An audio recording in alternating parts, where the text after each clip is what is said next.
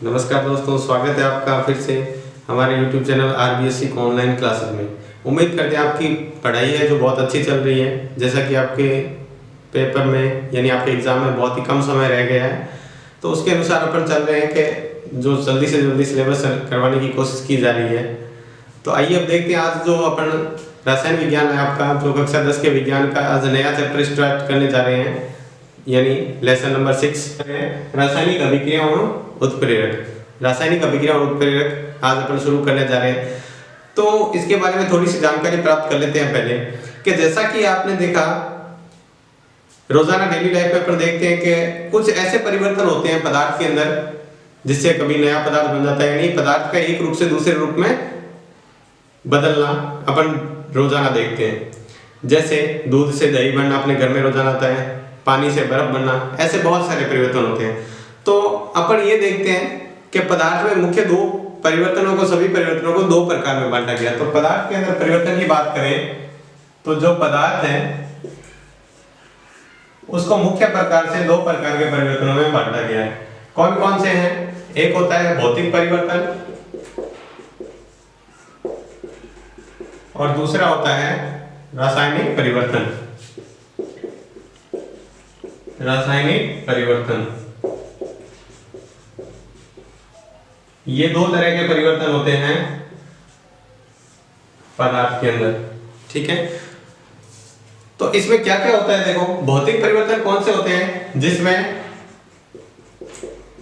भौतिक गुणों में परिवर्तन होता है। भौतिक गुणों में परिवर्तन है। इसमें क्या होता है? रासायनिक गुणों में परिवर्तन होता है।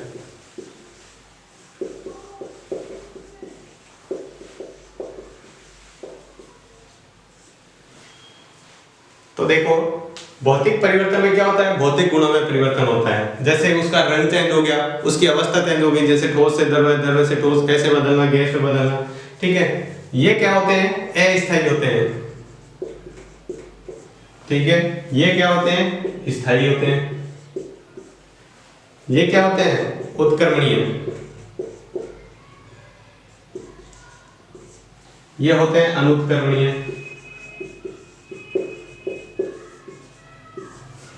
ठीक है। इसमें नया पदार्थ नहीं बनता है।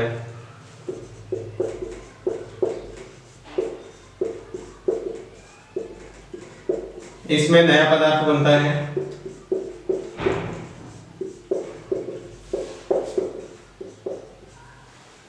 ठीक है। तो देखते हैं इसको दोबारा से इस पॉइंट को कि भौतिक परिवर्तन जिसमें भौतिक गुणों में परिवर्तन होता है, जैसे उसका रंग बदल गया, उसकी अवस्था बदल गई, ठोस से गैस, द्रव्य, जैसे वो उसमें बदल गया। अस्थायी मतलब वो फिक्स नहीं रहेगा, ठीक है, वापस अपनी मूल अवस्था में आ जाता है। जैसे अपन उदाहरण के लिए बात करें तो इसका उदाहरण देखते हैं। जैसे पानी से क्या बन जाता है? बर्फ बन जाता है, और बर्फ से वापस पानी भी बन जाता है। तो ये कौन सा परिवर्तन हुआ? भौतिक परिवर्तन। स्थायी, अस्थायी मतलब आप पानी से बर्फ बना के बाहर रख देते हैं, जब फ्रिज से बाहर रख देते हैं तो थोड़ी देर में क्या होता है? कुछ समय बाद बर्फ अपने आप पानी में बदल जाती है, यानी स्थायी नहीं है। कैसा नहीं है? फिर बर्फ बन गई तो एक बार बर्फ ही रहेगा, वापस पानी नहीं मिलेगा। इसका मतलब होता है स्थायी। अस्थायी, स्थायी का मतलब क्या होता है? जो एक बार बन गया, जैसे दूध से एक बार दही बन गया, तो फिर क्या अपन वापस उसको बना सकते हैं क्या? दही से दूध नहीं बना सकते, स्थायी हो गया। दही एक स्थायी है, उससे आगे बनता जाएगा। जैसे अपन उससे छाछ बना दे तो उससे आगे बढ़ेगा, लेकिन दूध, दही को वापस दूध में किसी भी हालत में नहीं बदल सकते। उत्क्रमणीय होता है। उत्क्रमणीय का मतलब होता है दोनों दिशाओं में चलता है। दोनों दिशाओं में देखो कैसे, ये इधर भी चलेगा और इधर भी चलेगा, यानी पानी से बर्फ भी बन जाएगा, बर्फ से पानी भी बन जाएगा। ये अनुत्क्रमणीय होते हैं, मतलब एक ही दिशा में चलते हैं। उत्क्रमणीय कौन से होते हैं? जो दोनों दिशाओं में चलते हैं। अनुत्क्रमणीय कौन से? जो एक ही दिशा में चलते हैं। उसके बाद क्या है? इसमें नया पदार्थ बनता है। जैसे पानी से बर्फ, तो सूत्र देखो पानी का क्या होता है? H2O, और बर्फ का भी क्या होता है? H2O। तो सूत्र चेंज नहीं हुआ है, रासायनिक सूत्र है वो वही रहेगा, यानी यही पदार्थ रहेगा। लेकिन दूध और दही में क्या हो जाता है? एकदम नया पदार्थ बन जाता है। दूध अलग पदार्थ है और दही अलग पदार्थ है। इसमें क्या है? दोनों ही पानी है। ये पानी ठोस है, ये द्रव अवस्था में है, तो उसको कहेंगे ये दूध से दही बन गया तो एकदम नया पदार्थ बन गया। तो इस तरह से उदाहरण है, जैसे और भी ले सकते हैं। जैसे बल्ब का जलना, जब बल्ब जलता है तो स्विच ऑन करते हैं जल जाता है, ऑफ करेंगे तो वापस बुझ जाएगा। इसमें क्या हुआ, लकड़ी का जलना,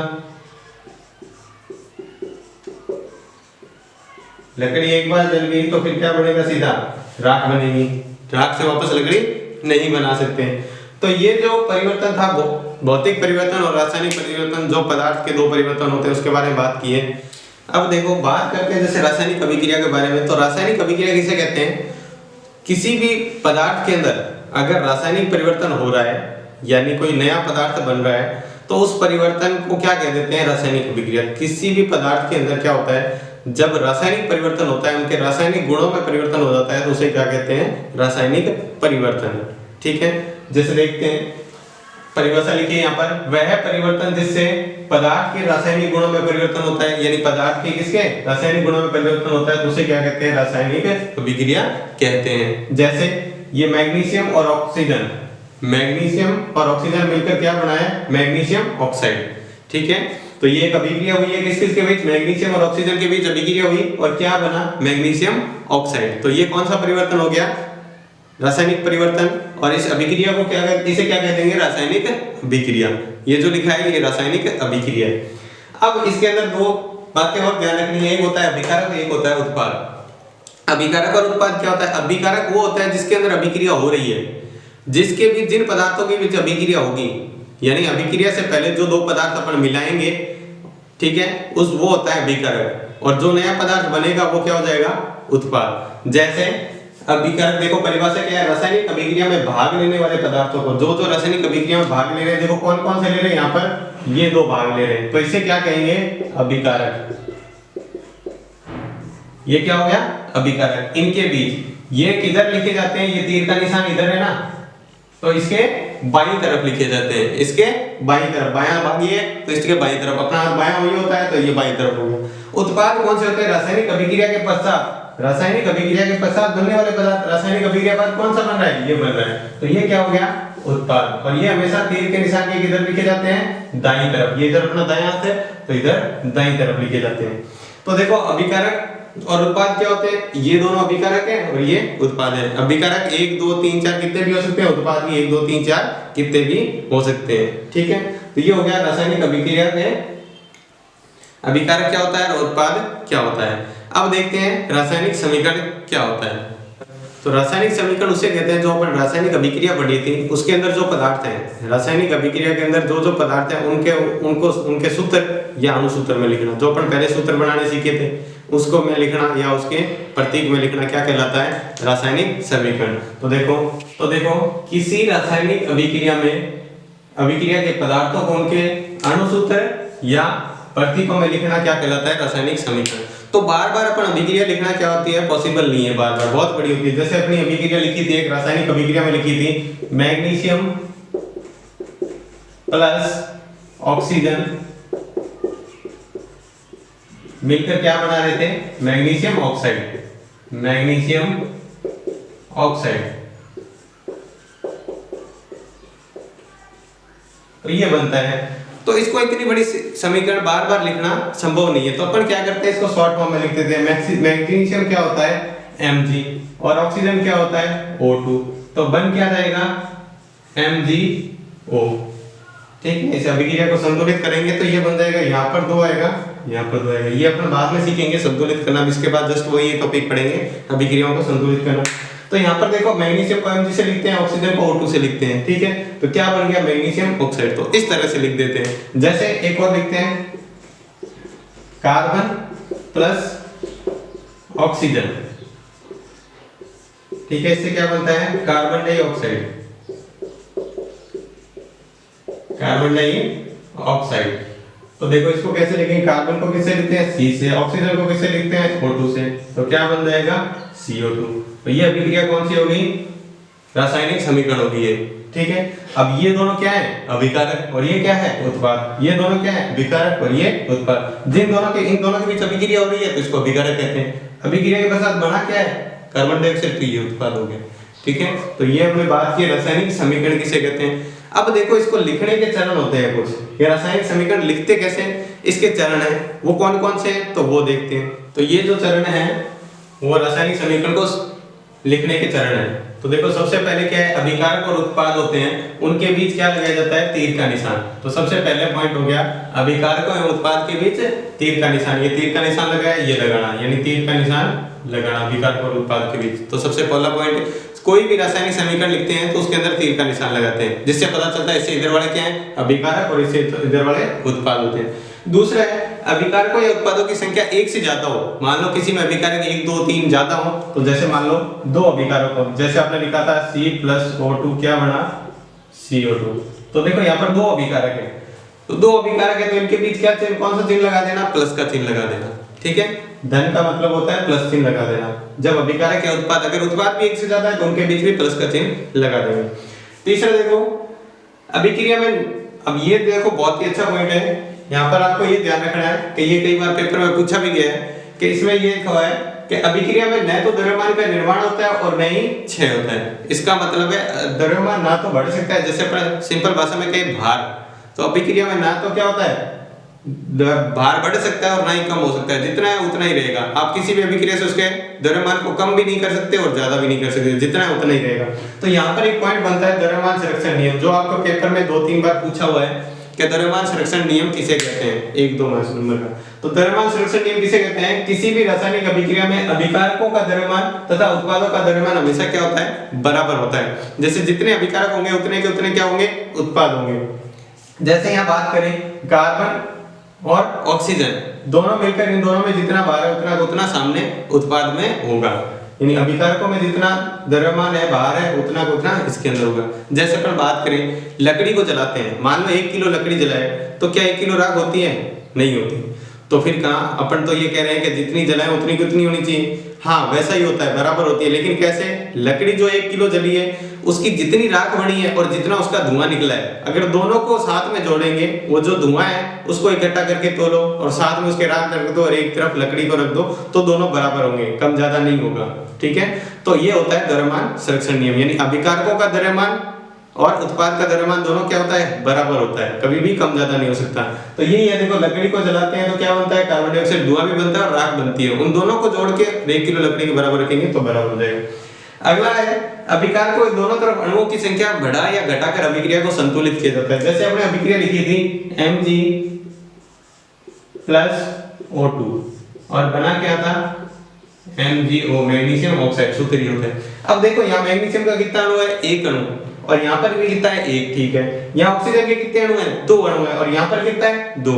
तो अपने को यहाँ नहीं लगाना है, ये तो सूत्र भी चेंज हो गया, फिर सूत्र ही अलग हो गया, यहाँ नहीं लगाया, आप सिर्फ इसके आगे लगा सकते हो, यहाँ पर 2।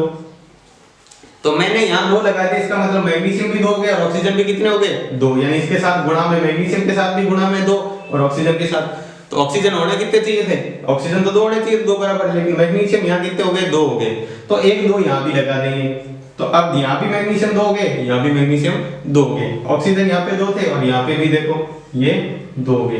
तो अपन यही बात लिखी है, अभिक्रिया में दोनों तरफ, यानी इधर भी देखो 2 लगे हैं, इधर भी लगे हैं। अब जरूरी नहीं है इधर 2 लगे इधर 2 ही लगेगा, हो सकता है इधर 3 लगे इधर 2 लगे, हो सकता है इधर 5 लगे इधर 1 भी नहीं लगे, ऐसा भी हो सकता है।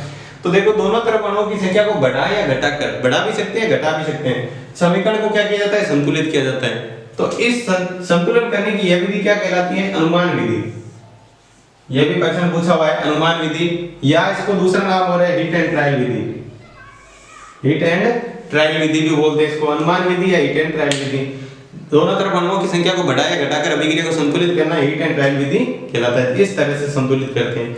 अगला जो पॉइंट है वो ये है कि रासायनिक समीकरण को संतुलित करते हैं, जब अभिक्रिया को संतुलित कर रहे हैं तो हाइड्रोजन और ऑक्सीजन इसको छोड़कर दूसरों को पहले संतुलित कर लो, तो इससे आसान हो जाती है संतुलित करना। ऐसा नहीं है कि इनको छोड़कर ही संतुलित करना, हमेशा इनको पहले संतुलित कर देंगे तो भी अभिक्रिया संतुलित हो जाएगी, लेकिन इनको छोड़कर दूसरे परमाणुओं को संतुलित करेंगे तो उससे क्या हो जाएगी, अभिक्रिया आसानी से संतुलित हो जाएगी। जैसे इसमें देखते हैं, यहाँ कार्बन कितने हैं, ये देखो, ये होता है प्रोपेन, ये है ऑक्सीजन, ये क्या बना, कार्बन डाइऑक्साइड,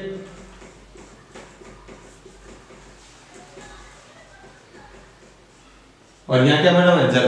तो आपको देखो यहाँ पर ये हाइड्रोजन आ रहा है, ये ऑक्सीजन। इसको छोड़कर बाकी देख लेते हैं, तो बाकी क्या बचा हुआ है? कार्बन। इसको देखते हैं, यहाँ कितने कार्बन है? 3, और यहाँ कितने? एक ही कार्बन है, ऑक्सीजन 2 है, और ये कार्बन कितने हैं? तो मैंने यहाँ क्या किया? 3 लगा दिया।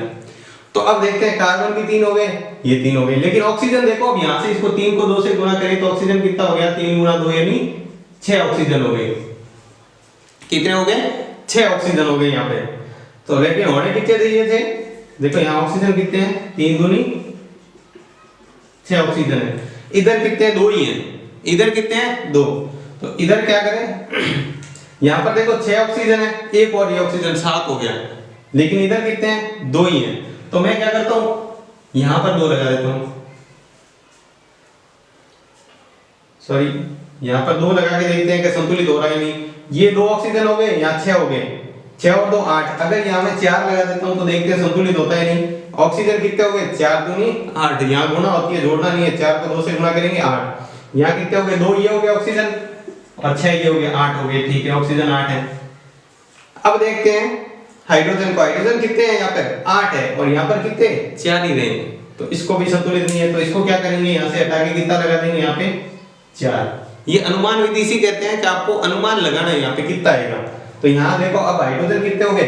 हाइड्रोजन तो हो गए 8।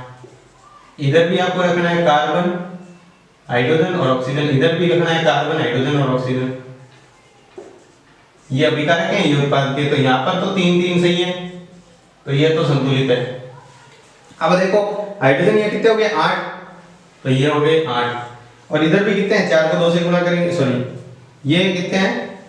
8, तो ये भी 8 8 हो गए, दोनों संतुलित हो गए। अब ऑक्सीजन को देखते हैं। ऑक्सीजन कितने हैं? 4 को इससे गुणा करेंगे तो ये कितना होगा? 4 इधर है, और इधर कितने हैं? 6। 4 और 6 कितने हो गए? 10, और यहाँ कितने हो रहे थे? 8, तो इसको हटा के कितना कर दो यहाँ पे?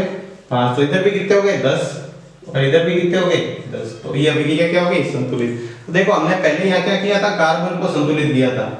तो कार्बन संतुलित करने से अपने को ये पता चल गया कि बाकी में कितना कितना आएगा। तो अपन ये कर सकते हैं कि हाइड्रोजन और ऑक्सीजन को छोड़कर पहले संतुलित कर लें तो आसान होगा, ऐसा नहीं कि होगा नहीं, इससे भी संतुलित कर सकते। तो अगला जो छठा पॉइंट है वो ये है, अभिकारक में उत्पादों की अवस्था लिखना। यानी अवस्था कौन कौन सी होती है? जैसे अवस्था यहाँ पर अपन 4 यूज करेंगे। एक तो होती है द्रव, एक होती है ठोस, एक होती है गैस, और एक लिखेंगे यहाँ जलीय विलयन। द्रव को लिखते हैं L से, ठोस को लिखते हैं S से, गैस को लिखते हैं G से, और ये जलीय विलयन AQ से।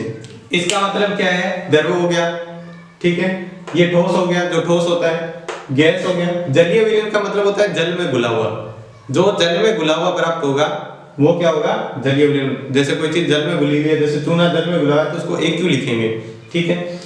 तो वो क्या है? हद लिखना है। जैसे मैंने लिखा Mg, ये क्या होता है? ठोस, प्लस O2, ये क्या होती है? गैस, ठीक है। क्या बना? MgO, ये बना था, ये क्या होता है? ये भी क्या होती है?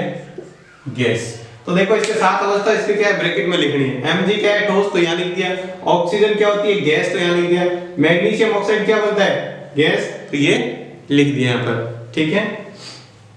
उसके बाद देखते हैं 7वां पॉइंट है, यदि अभिक्रिया उत्क्रमणीय हो तो दोनों तरफ तीर का निशान लगाना है। उत्क्रमणीय आपने बात की थी, उत्क्रमणीय परिवर्तन कौन से होते हैं? जो दोनों तरफ चलते हैं। मान लो जैसे कोई अभिक्रिया A + B से C बना है, तो एक तीर का निशान इधर और इधर, ठीक है। उत्क्रमणीय होने पर क्या लगाना है? दोनों तरफ तीर का निशान लगाना है। जैसे ये तीर का निशान लगा हुआ है, इसी तरह लगाना है। जैसे दो अभिकारक के बीच एक उत्पाद बना है, दोनों तरफ यानी C से वापस ये बन सकते हैं, तो ये लिख देंगे।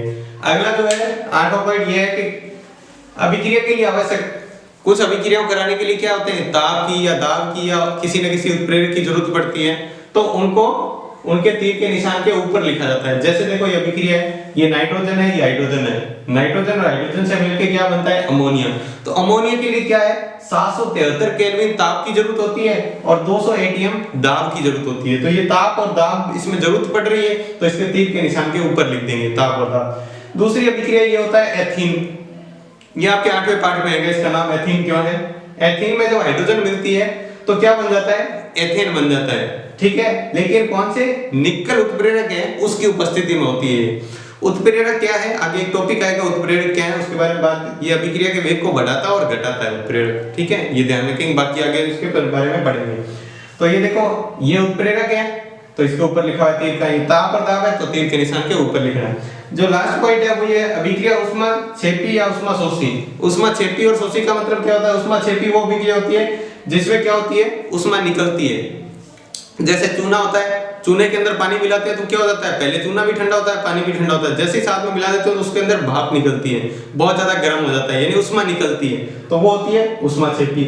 और ऊष्माशोषी कौन सी होती है, जिनको अभिक्रिया करने के लिए ऊष्मा की जरूरत पड़ती है। जैसे मान लो घर में चाय भी बनाते हैं तो भले ही आप पानी और चाय पत्ती और सब कुछ मिला के रख दें, जब तक उसको गर्म नहीं करेंगे तो वो बनेगी नहीं। घर में सब्जी बनाते हैं, आलू वगैरह काट के उसके अंदर रख दो बच जाए, बनेगी नहीं जब तक गैस के ऊपर उसको चला के गैस से ऊष्मा नहीं देंगे। तो जिसमें ऊष्मा की जरूरत पड़ती है वो ऊष्माशोषी होती है, जिसमें ऊष्मा निकलती है वो ऊष्माक्षेपी अभिक्रिया होती है। तो उनमें क्या है, जिसमें जरूरत पड़ती है, जैसे इसमें निकलेगी ऊष्मा तो इसमें देखो ऊष्माक्षेपी, और जो शोषी होती है उसमें प्लस और माइनस लगा के क्या लगा देते हैं, ऊष्मा। जिसमें मान लो ऊष्मा निकल रही है तो प्लस लगा देंगे, और ऊष्मा मान लो जरूरत पड़ रही है तो माइनस का चिन्ह लगा देंगे, तो पता चल जाएगा ऊष्माक्षेपी है या शोषी है। अब ये जो रासायनिक अभिक्रियाओं के ये चरण थे इतने, ये आपको ऐसे कैसे याद रखने। तो अब देखते हैं रासायनिक समीकरण की क्या क्या विशेषताएं और क्या क्या कमियां हैं। तो पहले देख लेते हैं विशेषताएं क्या है। तो आपको सबसे पहले ये बताया कि रासायनिक समीकरण लिखते हैं तो उसमें अणुओं की संख्या अपने को पता चल जाती है, यानी कौन सा पदार्थ है, कितने कितने अणु हैं उसके, ठीक है। तो यहाँ पर जैसे हमने लिखा था MgO2 MgO, ठीक है। तो यहाँ पर हमें पता चला मैग्नीशियम के 2 अणु हैं, ऑक्सीजन के 2, या मैग्नीशियम के 2 अणु और ऑक्सीजन के 2 अणु, तो अणुओं की संख्या पता चल रही है अभिकारक और उत्पादक दोनों में, ठीक है। और द्रव्यमान का भी पता चल रहा है, इसका कितना कितना द्रव्यमान है, बराबर होगा हमेशा, उसका पता चल रहा है। दूसरा इसकी भौतिक अवस्था का पता चलता है, ठोस है, द्रव है, गैस है, कौन सा ठोस है, कौन सा द्रव है, कौन सा गैस है। जैसे ये करें तो ये क्या होता है, ठोस, ये क्या है, गैस, तो ये क्या है, गैस, तो ये क्या है, इसका भी पता चल रहा है अवस्था का, भौतिक अवस्था। उसके बाद अभिक्रिया के लिए आवश्यक ताप, दाब और उत्प्रेरक का भी पता चलता है, तीर के निशान के ऊपर लिखे होते हैं तो अपन बता देंगे कि इतने ताप की जरूरत है, इतने दाब की जरूरत है, और ये उत्प्रेरक इसके अंदर काम आएंगे। तो ताप, दाब और उत्प्रेरक की आवश्यकता का भी इससे पता चल जाता है। उसके बाद अपने को ये है कि ऊष्माक्षेपी है या ऊष्माशोषी अभिक्रिया, उसका भी पता चल जाता है। अगर प्लस में लिखा हुआ है, अगर ताप आगे प्लस में लिखा हुआ है तो वो क्या हो गया, इसके बाद अगर कुछ ताप लिखा हुआ है, ऊष्मा लिखी हुई है, सॉरी, तो इसका मतलब वो कौन सा है, ऊष्माक्षेपी। और इसका मतलब क्या है, ऊष्मा अगर माइनस में लिखा हुआ तो ऊष्माशोषी अभिक्रिया, ठीक है। इसके बाद अपन ये अगला पॉइंट क्या, वो अभिक्रिया उत्क्रमणीय होने का भी पता चलता है। अगर किसी समीकरण के अंदर इस तरह से तीर लगा हुआ है तो अपन क्या कह देंगे, ये उत्क्रमणीय अभिक्रिया। कौन सी है, उत्क्रमणीय समीकरण है, क्योंकि ये दोनों दिशाओं में चलेगी। इसके बाद देख लेते हैं कमियां कौन कौन सी हैं, ठीक है। इसके अंदर इतने पढ़ने के बाद में भी कुछ कमियां रह जाती है, वो कौन कौन सी है या सीमाएं कौन कौन सी हैं। सबसे पहले ये पता नहीं चलता कि अभिक्रिया पूर्ण होने की जानकारी नहीं मिलती है, कि अभिक्रिया पूरी कब हुई नहीं पता चला। अभिक्रिया शुरू तो कर दी अपने, मिला दिया तो टाइम देख लिया, पूरी होगी उसका पता नहीं चलता है। अगर समीकरण लिखी ये आपको समीकरण देख के पता लगा सकते हैं कि ये पूरी कब होगी, नहीं, तो पूर्ण होने की जानकारी नहीं मिलती है। दूसरा है, इसमें अभिकारकों और उत्पादों की सांद्रता का पता नहीं चलता है, मतलब किसी भी विलयन के अंदर कितना कोई पदार्थ घुला हुआ है, ठीक है, कोई पदार्थ कितना घुला हुआ है उसकी जानकारी नहीं मिलती है, ठीक है। जैसे मान लो कोई जल में आपने बात की थी जलीय विलयन, तो कितना जल में वो घुला हुआ है उसकी जानकारी नहीं मिलती है। तो ये 2 इसकी कमियां हैं। तो आज की क्लास में हम इतनी बात करेंगे, अगली क्लास में हम ये पढ़ेंगे रासायनिक अभिक्रियाओं के प्रकार। बहुत ही महत्वपूर्ण है क्योंकि उसके अंदर से हर बार 1% जरूर आता है, जो आपका ये छठा पार्ट है उसमें से 1% जरूर पूछ लिया जाता है। तो आज की क्लास में इतनी बात करते हैं, उम्मीद करते हैं आपको पसंद आई होगी। अगर इसको पसंद आई है तो प्लीज लाइक और सब्सक्राइब करें। और एक बात जरूर ध्यान रखें, अगर आपकी कोई इसके लिए कोई सलाह देना चाहते हैं तो हमारे कमेंट बॉक्स में लिखकर हमें जरूर भेजें। धन्यवाद।